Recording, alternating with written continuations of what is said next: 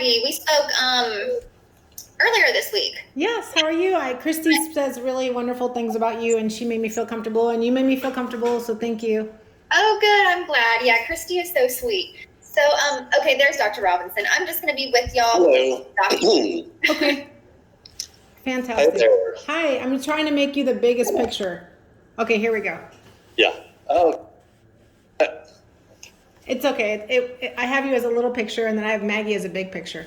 okay. If you click on the little picture of me, it should put me in the center screen. Okay. It's okay. It doesn't want to, but it's It okay. might I just see be, it you. might just be one tap. One tap. Yeah. Okay, my gosh, it worked. Wow. There you go. Okay. Isn't technology wonderful? Not most of the time, it's not. But, Meanwhile, I'm like tapping, tapping, tapping, and you're like one tap. yep. Okay. Well, so this was kind of just found by accident, huh? Yeah, so I didn't go in for the headaches, the ice pick headaches. I went in to talk about why my shoulder was hurting from an old CrossFit injury. And then he had the wherewithal to do, I said, I also have headaches. Maybe it's a pinched nerve. He said, let's do a spine x-ray. And then he saw that two vertebrae were a little bit degenerative. So then he said, let's send you to a spine guy. Dr. Schofilet said, let's get an MRI. Thursday last week, the MRI comes back and he says, come back to the office and I want to discuss the findings in person. And I was in the other part of town. So I said, tell me what's going on. He said, there's a 4-centimeter mass. Please call these two neurosurgeons. I actually found you myself because I was like, I asked a couple people. I had 5 people tell me to use you. 5 recommendations. And then Christy Scher just had this experience, similar experience, I think, with you. You come very highly recommended. And you were like, get yourself in the ER right now. Let's fast track these MRIs. So you're part of my story now. Right. Yeah. So from the description from the MRI report, without seeing the scan, I couldn't know. But a tumor of that size in that area of the brain can be extremely dangerous. So this looks like a very benign tumor that grows from the inside lining of the skull, right? What's called dura, D-U-R-A, the layer of fibrous tissue that lines the inside of the skull. There's also, so it lines the whole inside and then goes down like a tube through the spine, right? So the whole inside of the skull. But there's also like a sheet of it that separates the low back part of the space inside your skull from the upper part. There's a layer of that tissue called the tentorium that separates what would be like your occipital lobes here from your cerebellum down here. There's an opening in the front of the tentorium that the brainstem goes down through.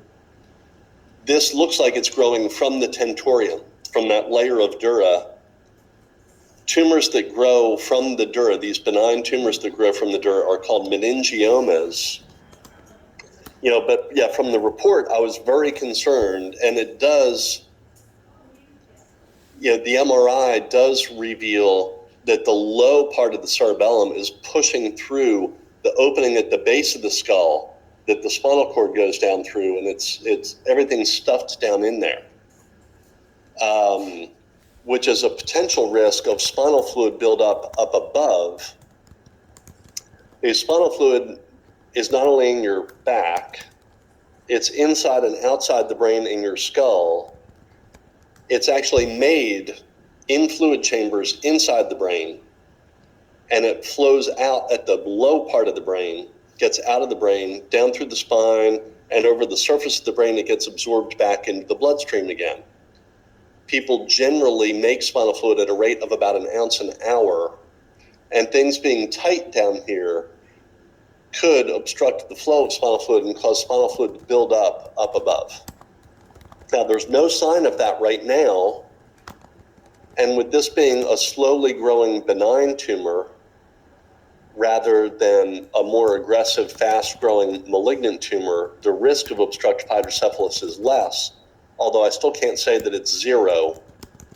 But, there's no indication of needing to do something as an emergency right now.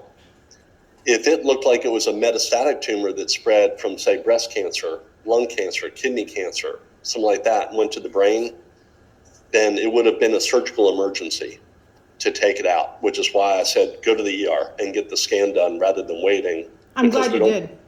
We don't want to take a chance of something terrible happening. As it is, it's, the tumor is quite sizable. There is a small amount of swelling in the brain adjacent to it, but not a lot of swelling. But typically by the time a meningioma gets to this size, it'll start to cause some swelling in the brain. Swelling in the brain around a small meningioma is often an indication of that meningioma being on the more aggressive side. Although meningiomas are never malignant. There are 3 grades of meningiomas. In fact, all tumors worldwide are classified on a scale of 1 to 4, with 1 being very, very benign, 4 being cancerous, and 2 and 3 being in between.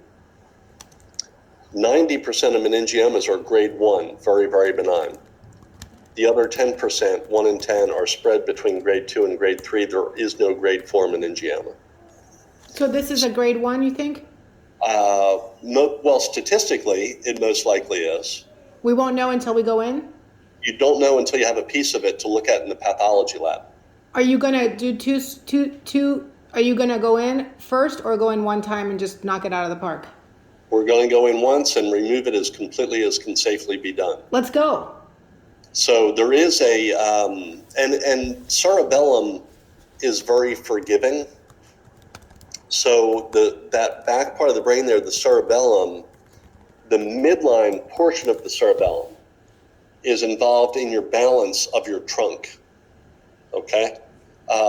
Towards the side, and this is off to the right-hand side, the side parts of the cerebellum are involved in coordination on that side of the body. So the right side of the cerebellum is your coordination in your right arm and leg. Left is the left. This is very superficial, like it comes out to right under the skull. I don't have to go through any brain to get to it. It's right there. Now, the thing is, in this area, there are some very, very big veins that run through the dura. So, your brain only weighs 3 pounds, but it takes 1/5 of all the blood coming out of your heart goes through the brain to supply it with oxygen and nutrients. So that's a quart of blood a minute that ends up coming out of your jugular veins, right? So everybody knows the jugular vein can bleed a lot, right? You talk about cutting somebody's jugular vein, they can bleed out very quickly. It's a lot of blood flowing through the brain that's coming out through there. The majority of that blood is draining in veins over the surface of the brain to the midline. There's a big vein in the dura that starts small here and goes back. By the time it gets to the back of your head back here, it's a quart of blood a minute. And then it divides on either side and comes down as the jugular vein when it leaves the skull. Where the tumor is, it's involving that big vein there on the right-hand side called the transverse sinus that ends up sweeping down and becoming the right jugular vein. The jugular vein system is generally dominant or larger on the right. So it's very important to preserve the blood flow in that vein. I won't know until I'm in there what part of the dura, the tentorium, or where is it really stuck? Where did it have its origin? Because typically the whole thing won't be really stuck to the dura. You'll be able to sweep it off of the dura over a lot of the areas, but there's going to be an area where it really started, where it's deriving its blood supply from, that you can't just sweep it away from the dura. If it turns out that that area where it's really stuck is invading the wall of that big vein, the transverse sinus within the dura, then we wouldn't be able to take that wall out of that vein safely. We would take the tumor right up to it and then probably go back and do a little spot radiation treatment to that area to keep it from growing back. Is that the gamma knife thing?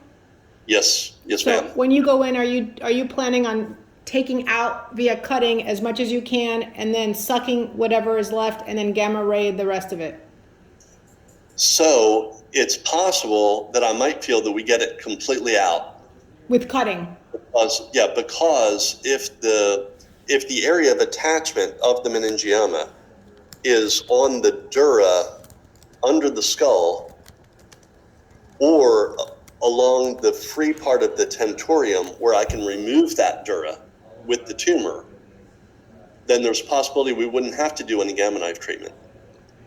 If it's stuck right along the wall of the vein, then I would remove tumor right up to the wall of the vein, and I would cauterize the wall of the vein. And then we would do a follow-up MRI in a couple months and decide if we want to go back and do a Gamma knife procedure or just follow it. Is there a risk to Gamma knife? Extremely low risk. Okay. Is there, and I'm just going to assume you do these all the time. How many do you do a year? Meningiomas? Yeah. I don't know a lot. So yeah, meningiomas are the most common benign adult brain tumor. Okay. They're overall the second most common type of brain tumor overall. My specialty is brain tumor surgery. So, I do a lot of these, but there's over 200 different kinds of brain tumors. Okay. So, it's just an incredibly complex set of pathology. So I think, last week I did a couple brain tumors surgically that were malignant, but overall probably 60% of the brain tumors that I operate on are benign and about 40% malignant, either primary malignant brain tumors that started in the brain or metastatic tumors that were somewhere else in the body that spread to the brain. But like I said, meningiomas are the most common benign tumor. And for you, a lot of those and a lot of other benign tumors of nerves in the head that are called, neuromas or schwannomas, pituitary gland tumors, etc. So is this like a on the scale of like 1 to 10 for you personally? Is this like a 1 slam dunk, no problem, 10 difficulty? Like what's the level of difficulty for you? 3. Okay, and then are you gonna be like high five, Karen? This is gonna be great. It's fine. Like I do not expect you to have any long-term problems related to this. Okay. I really do not. It just kind of comes down to, are we going to surgically be able to remove it completely? There's nothing that anybody else is going to do. It's not like I couldn't remove it completely, but somebody else could. Right. It's just a matter of the intraoperative findings, and then it's just surgical technique, just being kind, to the brain with the way that we handle everything.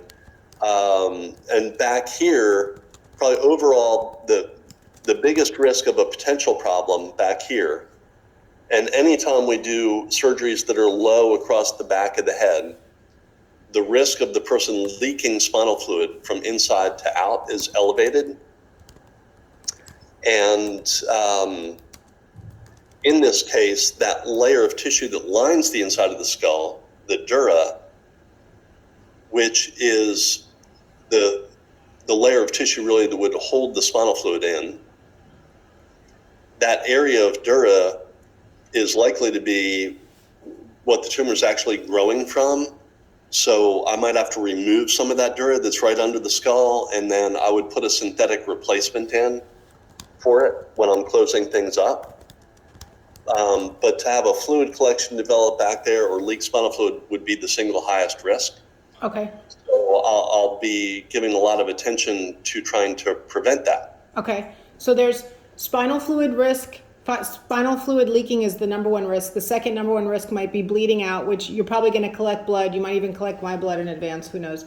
And then you're like, I'm not worried about this. Okay. I'm not worried about losing a lot of blood on this. Are you worried about touching a nerve that does like weird facial things or sight? No. Okay. This is nowhere near any of the cranial nerves. Okay. So good. It's really only pushing into the cerebellum. Okay. So, and the risk of injury to the cerebellum, I think, is very, very, very low with me doing the surgery. But even if you did have say you had an infarct, a stroke of the cerebellum, highly unlikely that would result in anything other than a little awkwardness of coordination that generally would improve. Okay. But it's very, very unlikely. I mean, I don't, to have a stroke associated with removing a meningioma, this is not one that I would consider to be high in risk in that regard. And the ones that are high in that risk in that regard, my outcomes of those are much better than the typical. Okay. So I just had hip replacement surgery 6 months ago, almost to the day. Mm-hmm. And I flew through that like I was a poster child. So Right. Mm-hmm. my level of I guess it was such an amazing experience that I could. An anterior hip. Mm-hmm. I'm wondering if I can expect the same kind of stellar experience. And that's only because it was so much easier, right? I'm just trying to understand. Yep. Yeah. My wife had a right total hip replaced anterior hip last year too. That she cruised from a straight outpatient, and she was back on the tennis court, in 6 weeks. Yeah. Oh my God. Okay. Nice. So this is nothing like that, right? Yeah. So the anterior hips are a lot easier than the more soft tissue disruptive, posterior hip approach. So the thing with this is the area of the skull that I have to open to get to this tumor is where the muscles of your neck are attached to the underside of the skull. So we do have to go through your upper neck muscles to get in there, which causes a lot more surgical pain than if it was up here and it was only scalp. Okay. The muscle is more painful. Now, I don't know if your orthopedic surgeon used this drug or not when he did your hip, but several years back, a recent advance in medical treatment of medication is that we now have a very, very long-acting local anesthetic. It would be like Novocaine at the dentist's office, except it lasts for about 3 days. So before I go through the muscle, I'll open the scalp, I'll inject the muscle with this very, very long-acting local anesthetic, which usually helps people to be a lot more comfortable than if we didn't do that. Although it's unpredictable. Some people would be like, yeah, I don't really have any pain at all. Some people will still complain quite a bit of pain, even though we've used that medicine. But it's overall much better than it was before we had that medication. What's the name of the medication? Exparel. I've never heard of that, so I don't know that we did it. Exparel. Exparel. Exparel. Yeah. I'll find out, but I don't think we used it. I think I was literally like Advil. I think I did a little hydrocodone. Right. I did blood thinners. We're probably going to go through all that later, right, Maggie? Like all the prep stuff. Yeah. Mm-hmm. Yeah, we won't. Yeah, we're not going to put you on any blood thinners for this. So, with hip surgery, it happens to be a pretty high risk of DVT, venous thrombosis in the leg, in the thigh. Right. So, but we don't give blood thinners when we do brain surgery. Okay, and then I'm sure we can talk about this later, but do I need to get off the prescription medications I'm on now? And we can talk through what that looks like. Right. What are those medications? It's the premenopausal cocktail: testosterone, estrogen, and progesterone. Mm-hmm. No, that's not a problem. Okay, and then there's some mood medicine in there, but it's over the counter. But that's it. Yeah, no, that's not a problem Okay. either. Okay. And then do you want to talk timing or?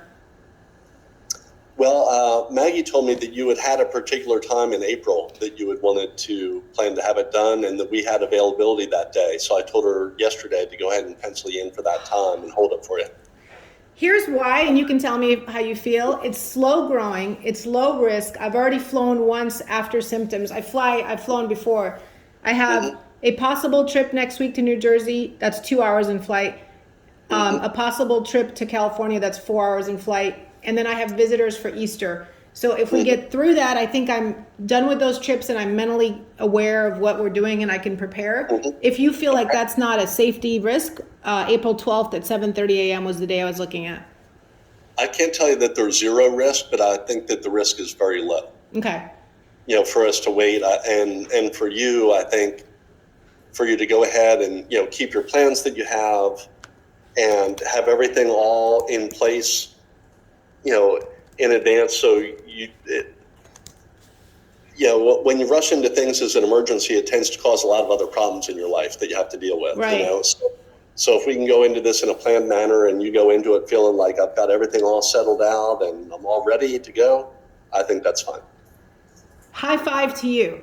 This is like, I've been waiting all week to hear that this is okay. And I would tell you that Maggie has made me feel like such a high level of comfort just answering questions.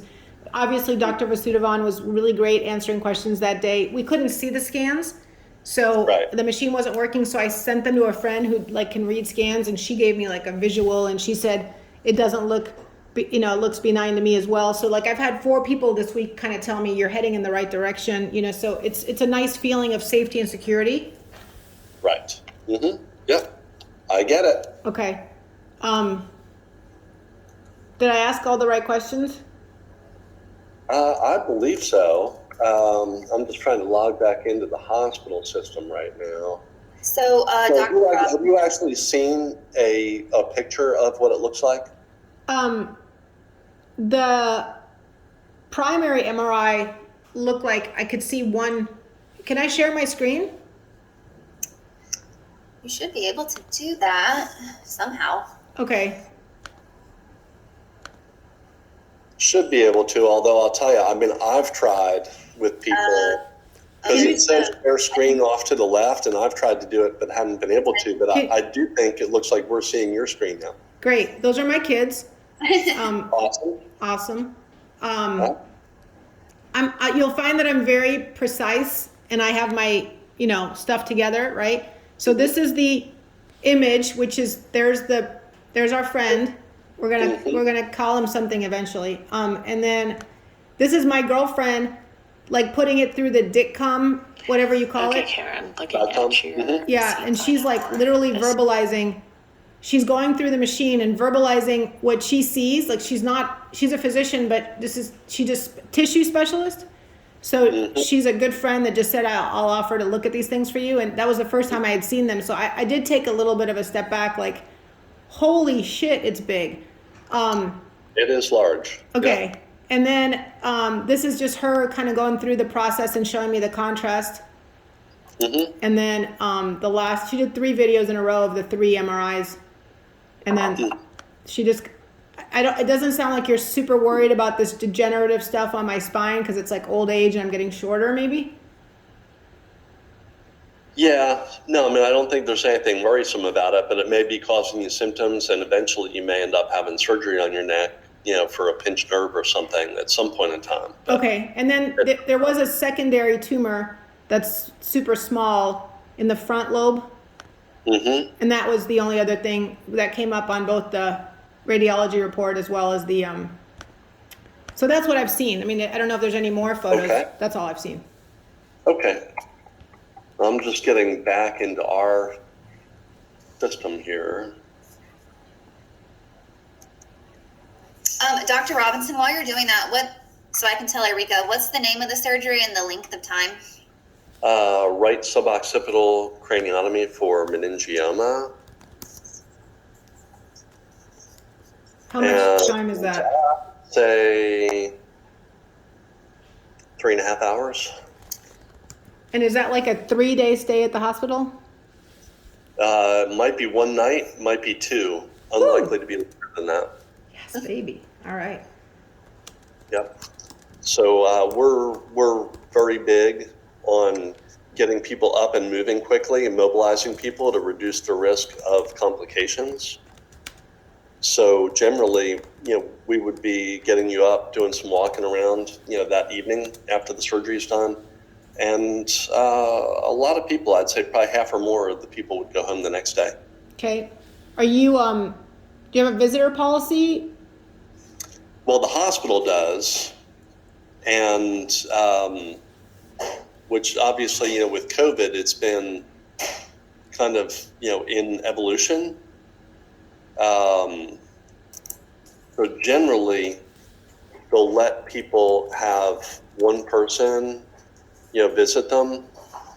I've uncommonly recently seen them maybe let somebody have two people, two visitors rather than only one under some circumstances. Yeah, is this second floor of Northside? It is, yeah. Okay, so it's funny because as I was walking out, the nurses were like, if you get the surgery, you'll be back here again. So I had to hyper negotiate my way. I'm a very good negotiator. You'll just learn that about me. I had to negotiate my children to be able to come into the room. So, and I did, and I said, if I have surgery tonight and I die and I haven't seen my children, it's going to be, it's going to be uncomfortable. So either you let me have them up here in the room for 20 minutes or you let me go downstairs for 20 minutes. And she's like, we're going to let you have them up here because I have to say goodbye, right? If that was the day we weren't sure if it was emergent. But they are going to get rid of that under 18 rule, and they are going to get rid of the immediate family thing. They're working on it, but right now you're right. It's one person in the room at a time, and it is what it is. If they can't come that night, they'll come the next day, or they won't come at all. Okay. All right. So let me see. I'm going to take one picture here to show you Okay. of this. So, yeah, on my screen, right? So the big white thing here is the tumor. Now, on this corner, you see a little triangle that's actually brighter. I don't know if you can see that it's I can see that, yeah. That's that vein in the dura. Oh. And then the tentorium is along the top of the tumor. And then, the underside of the skull here, right? So exactly where is the tumor adherent? Is it adherent down here, but it's going to strip off the vein? I just won't know until I'm in there. Okay. But you feel good about it. You feel confident. Oh, yeah. Okay. No, I mean this has got to be dealt with. Yeah. And I don't view this as a high risk thing at all. Okay, cool. But the tumors that would be 10 out of 10 complexity, I do. Sweet. Because I'm, You're the brain expert. I do about 25% of all the brain tumor surgery in the state. Woohoo! Wow. So that's why people told you to come to me, right? So, and statistically, my results are, over years of data from a third party company that aggregates healthcare data, over years of data, patients have 73% less risk having surgery with me than the national average. I mean, geez, listen,